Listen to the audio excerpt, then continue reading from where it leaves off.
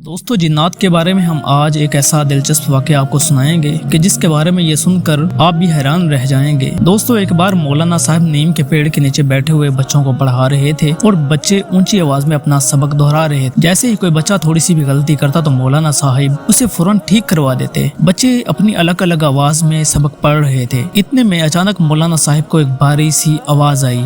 आवाज सुनकर मौलाना साहब घबराए। कहने वाला कह रहा था कि मियाँ जी अस्सलाम वालेकुम। मौलाना साहब जिन बच्चों को पढ़ा रहे थे, इन सब बच्चों की आवाज को वो बखूबी पहचानते थे, लेकिन ये आवाज बिल्कुल अलग थी। मौलाना साहब बड़बड़ाते हुए कहने लगे, वालेकुम अस्सलाम, कौन हो? उनके सामने तकरीबन 7 या 8 साल का एक लड़का अपना सर झुकाए खड़ा था और अंदर आने की इजाजत मांग रहा था। मौलाना साहब ने कहा कि आ जाओ मियाँ, अंदर आ जाओ। अकेले आए हो या तुम्हारे साथ तुम्हारे घर वाले भी हैं, यानी तुम्हारे अब्बू अम्मी भी हैं? ये सुनते ही लड़का सब बच्चों को फलांगता हुआ मौलाना साहब के पास आ गया और हाथ बांध कर खड़ा हो गया। उसकी नजरें झुकी हुई थी। उसने मौलाना साहब के सवालों का जवाब नहीं दिया। शायद वो मौलवी साहब के अगले सवालों का इंतजार कर रहा था। मौलाना साहब को खुद ही ये पूछना पड़ा कि क्यों भाई, कौन हो तुम और कहाँ से आए हो? क्या कुछ पढ़ना चाहते हो? बच्चे ने जवाब दिया, जी हाँ मौलवी साहब, आप मुझे अपनी शागिर्दी में ले लीजिए। मौलाना साहब उसके मासूम सरापे में खो गए, लेकिन इस बच्चे की आवाज थोड़ी अलग थी। वो उसे घूरते हुए बोले, क्या तुम इसी गांव के रहने वाले हो? यहाँ तो लोग पंजाबी भी ठीक से नहीं बोल पाते और तुम बिल्कुल उर्दू बोल रहे हो।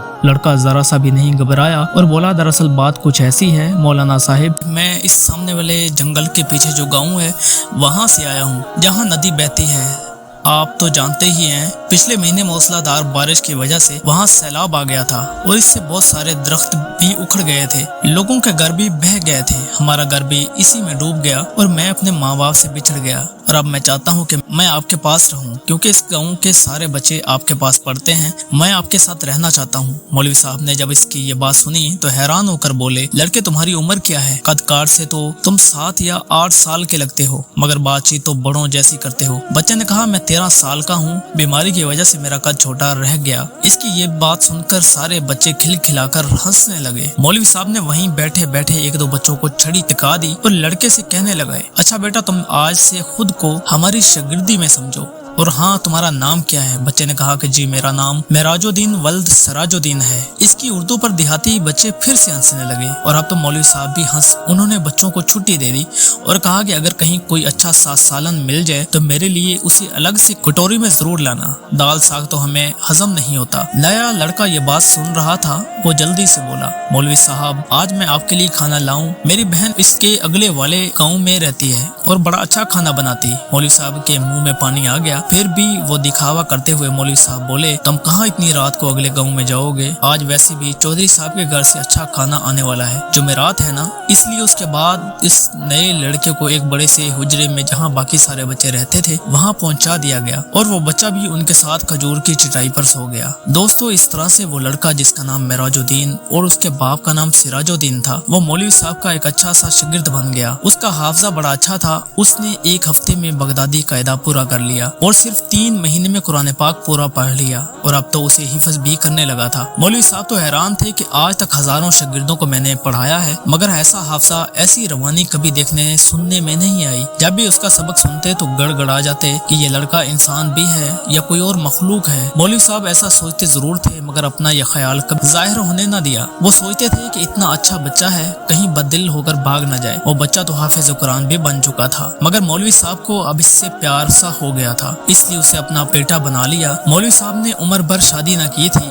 एक रात मौलवी साहब किसी का निकाह पढ़वा कर लौटे तो ज्यादा मुर्गे का गोश्त खाने की वजह से पेट में तकलीफ महसूस हुई। मौलवी साहब को जब भी बदहजमी होती तो वो हींग का इस्तेमाल करते और ठीक हो जाते, लेकिन वो हींग भी खत्म हो चुकी थी और दोबारा मंगवाने का मौका भी नहीं मिला। सारे लड़के सो चुके थे, मगर मेराजुद्दीन जाग रहा था और इबादत इलाही में मशगूल था। मौलवी साहब दर्द से कराते हुए बोल रहे थे, अरे भाई, कोई है जो मुझे कहीं से जरा सी हींग ला दे। मेराजुद्दीन ने सोचा कि उस्ताद साहब तो बड़े तकलीफ में हैं और अगर इस वक्त मैं उनकी मदद ना की तो शायद अल्लाह पाक मेरी इबादत भी कबूल न करे। सारे शागिर्द सो रहे थे। इतनी रात में कौन अपनी नींद खराब करे, मगर मेराजुद्दीन हमेशा की तरह खिदमत के लिए तैयार था। जाए नमाज लिपेट कर ताक में रखी और मौलवी साहब के पास आकर खड़ा हो गया। मौलवी साहब, मैं ला दूंगा आपको हींग, मुझे पता है हींग कहाँ से मिलती है। मौलाना साहब ने कहा कि तुम कैसे लाओगे, इतने छोटे से होते हो, क्या तुम्हें अंधेरे से डर नहीं लगता, रात इतनी है, सर्दी भी हो रही है। मेराजुद्दीन ने कहा कि नहीं, मैं तो अपने सारे काम जब चाहूँ कर लेता हूँ और मुझे अंधेरे से डर नहीं लगता। मौलवी साहब ने हैरान होकर सर पकड़ लिया और सोचने लगे, रात का दूसरा पहर है और ये नन्हा सा लड़का बाहर जाने को तैयार है। मौलवी साहब ने कहा कि अच्छा, अगर तुम जिद कर रहे हो तो फिर दूर न जाना, ये नुक्कर वाले बनिए से जरा सी हींग मांग लेना, कह देना कि मौलाना साहब ने मंगवाया है। लड़का तो जैसे इजाजत मिलने का इंतजार कर रहा था, वो तेजी से बाहर भागा। वो तेजी से बाहर गया। उसके बाहर निकलते ही ऐसा लगने लगा जैसे अचानक तेज हवाएं चलना शुरू हो गईं और बारिश हो रही हो। मौलवी साहब का तो दिल दहल गया, क्योंकि कमरे में रोशन मट्टी का दिया भी हवा के झोंके से टिमटिमा कर बुझ गया था। मौलवी साहब दिल ही दिल में परेशान हुए कि बिना माँ बाप के बच्चे को रात के वक्त बाहर क्यों भेज दिया। अगर उसे कुछ हो गया तो मौलाना साहब इससे आगे और कुछ सोचते कि इतने में अचानक से दरवाजा खुला और मेराजुद्दीन वापस आ गया। और हैरत की बात यह थी कि बाहर कोई तेज हवा का नामो निशान तक न रहा, हर चीज अपनी जगह पर थी। मौलवी साहब का तो दर्द इसी वक्त खत्म हो गया जब उन्होंने देखा कि मेराजुद्दीन के कपड़े तो बिल्कुल सूखे हुए हैं। हालांकि वो कुछ छाता या बरसाती भी ओढ़ कर नहीं गया था और वापस भी बस कुछ ही मिनटों में आ गया। और सबसे बड़ी हैरानी की बात यह थी कि उसके हाथ में हींग तक नहीं था। मौलवी साहब ने अपनी हैरत छुपाते हुए कहा, क्यों बेटा, ले आयो हींग? उसने कहा, जी हजरत, ले आया। मौलवी साहब ने कहा, कहाँ है? तो फिर मुझे दे दो। मेराजुद्दीन ने कहा कि वो मैंने बाहर सहन में लाकर रख दिया है, आप मेरे साथ चलकर देख लें और जितनी चाहिए ले लें। मौलवी साहब को तो गुस्सा आ गया, जब इस दुकानदार से ले आए हो तो मेरे हाथ में पकड़ाने में तुम्हें क्या परेशानी। बच्चे ने कहा, अरे आप आइए तो सही। मौलवी साहब वो उन्हें बाजुओं से पकड़कर सहन में ले गया। मौलाना साहब की तो आंखें फटी की फटी रह गईं।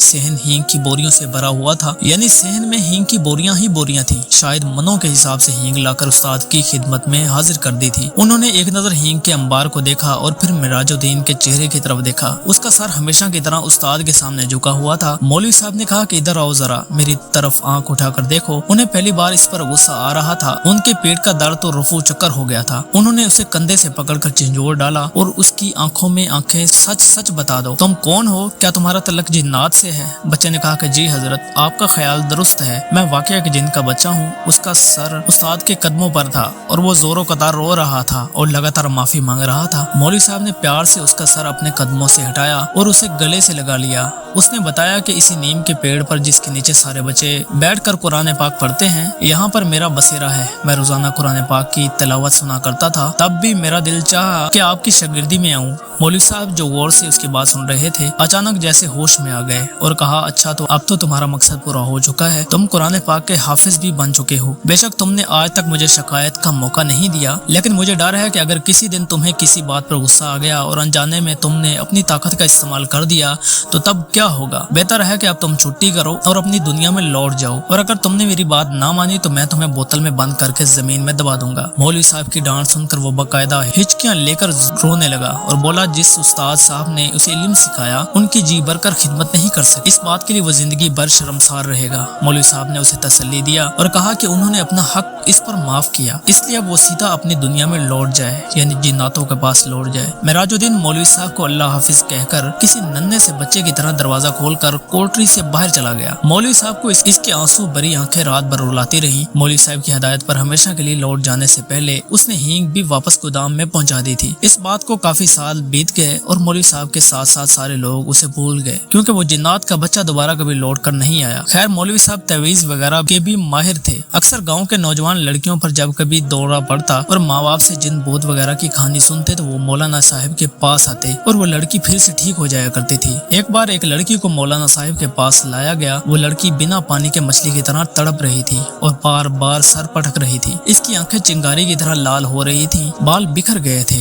मौलवी साहब को वो लड़की बाकी लड़कियों से अलग नजर आई। उन्होंने इस पर कुछ पढ़ा और फूंका और अपना अमल करते रहे। मौलवी साहब कुछ देर तक पढ़ते रहे और फिर वो अचानक से चीख पड़े कि मेराजुद्दीन, तुम तो अपनी दुनिया में वापस नहीं गए, क्या तुमने अपने वादे को भुला दिया और ये भूल गए? मेराजुद्दीन जो एक जिन था उसने कहा कि नहीं उस्ताद, ऐसा ना करें, आपको अल्लाह का वास्ता, मैं वादा करता हूँ कि अब आपकी तरफ कभी नहीं बढ़ेंगे, मगर एक आखिरी बार मुझे अपने दुनिया में लौट जाने से पहले आपका हाथ चूमना है। आपको आखिरी बार देखना चाहता था। मैं हरगिज़ ऐसी हरकत ना करता अगर मैं इससे पहले वाली कोशिशों में कामयाब हो जाता। शायद आपको मालूम होगा कि गाँव के जिम्मेदार की इसी रात किसी ने 4 पाई उलट दी थी जब मैंने आपको अल्लाह हाफिज कहा था। मेरा प्रोग्राम ये था कि यूं इस बंदे के इलाज के लिए आपको बुलाया जाएगा और मैं अपने मोहतरम उस्ताद का दीदार एक बार फिर से कर सकूं, मगर मुझे नाकामी का मुंह देखना पड़ा, क्योंकि مجھے بگانے کے لیے انہوں نے کسی کو بلا لیا تھا۔ اس نے مجھے سخت تکلیف اور اذیت پہنچائی کیونکہ اس نے مجھے واقعی ایک بوتل کے اندر بند کر کے کھیت کے اندر دبا دیا تھا۔ وہ میری لگن سچی تھی کہ زمین پر ٹریکٹر چلا اور وہ آج پورے 10 سال بعد مجھے رہائی ملی تو میں نے سوچا کہ استاد کے دیدار کے شوق میں نے بڑی سزا پائی، اب تو میں ضرور آپ کی زیارت کروں گا، چاہے مجھے ایک بار پھر سے اس کے بدلے بوتل کے اندر کیوں نہ جانا پڑے۔ مجھے بے حد افسوس ہے کہ مجھے یہ طریقہ اپنانا پڑا، مگر میری آج خواہش تو پوری ہو گئی۔ اب آپ مجھے بس آخری بار اپنے قدم بوسی کا موقع دیں، میں اپنے استاد کے قدموں کی خاک پلکوں پر لگانا چاہتا ہوں، آپ کے گلے لگنا چاہتا ہوں۔ مولوی صاحب نے اسے لڑکی کو چھوڑ دینے کا حکم دیا اور اس سے گلے لگ کر خوب پیار کیا اور دروازہ کھول دیا۔ لڑکی ایک دم ہوش میں آ گئی مگر مولوی صاحب کی آنکھیں نم ہو گئیں۔ دوستو، یہ تھی ہماری آج کی ویڈیو۔ امید کرتے ہیں کہ آپ کو ہماری آج کی یہ ویڈیو ضرور پسند آئی ہوگی۔ اگر آپ کو ہماری آج کی یہ ویڈیو پسند آئی ہے تو آپ سے گزارش کرتے ہیں کہ آپ ہمارے چینل کو ضرور سبسکرائب کر لیں اور ساتھ ہی لگے بیل کے بٹن کو بھی پریس کر لیں تاکہ آپ کے پاس ہماری آنے والی مزید معلوماتی ویڈیوز کا نوٹیفیکیشن بر وقت ملتا رہے۔ اللہ تعالیٰ آپ کو اپنے حفظ و امان میں رکھے، آمین۔